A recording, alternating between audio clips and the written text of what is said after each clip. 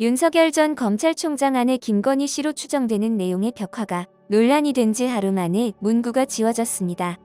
벽화 일대가 아수라장이 되는 등 사건이 커지자 건물주 측이 자진해 삭제한 것으로 알려졌습니다.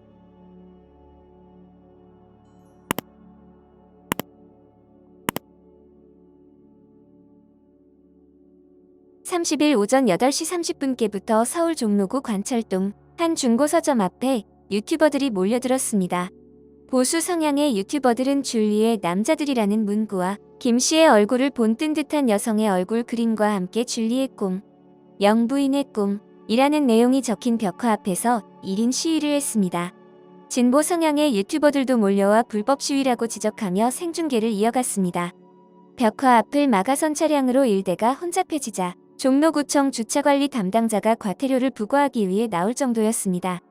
경찰에 따르면 전날 오전 7시 30분부터 오후 10시 55분까지 서울 종로구 관철동에 위치한 한 중고서점과 관련된 일일이 신고만 모두 41건 접수됐다고 밝혔습니다.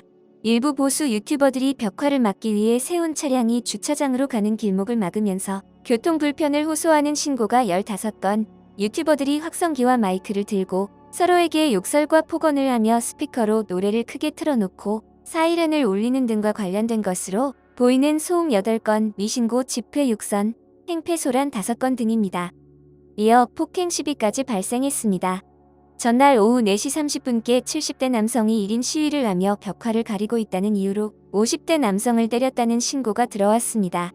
같은 날 오후 7시 50분께도 30대 여성이 유튜브 촬영을 하지 말라며 30대 남성을 폭행했다는 신고가 접수됐습니다.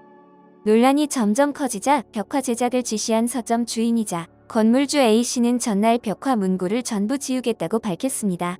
30일 오전 건물 관계자 한 명이 나와 흰 페인트로 문구를 더 칠해 지웠습니다. 벽화의 문구가 지워지자 중고서점 앞에서 1인 시위를 하던 유튜버 일부는 자리를 떠났고 나머지는 주변에서 생중계를 이어가기도 했습니다. 해당 사건을 본 국민의힘 대선 주자인 윤희숙 의원은 자신의 페이스북을 통해 우리나라 여성운동가들과 여성가족부가 추구한다는 가치는 어떤 정치 세력과 관련된 일인지에 따라 켜졌다, 꺼졌다 하는가라며 지원금을 나눠주는지 자리를 약속하는지 정치적 득실이 무언지에 따라 주머니에서 꺼냈다 다시 넣어뒀다 하는 게 무슨 가치인가라고 강조했습니다. 그러면서 우리나라 여성운동은 여당이 허락한 페미니즘뿐인가요?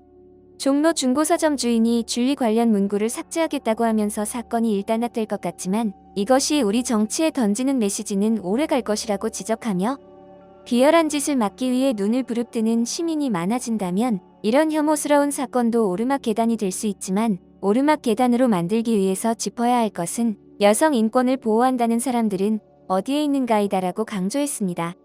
지난 29일 전현욱 전 새누리당 의원은 벽화에 대해서 여가부 장관은 뭐하는가?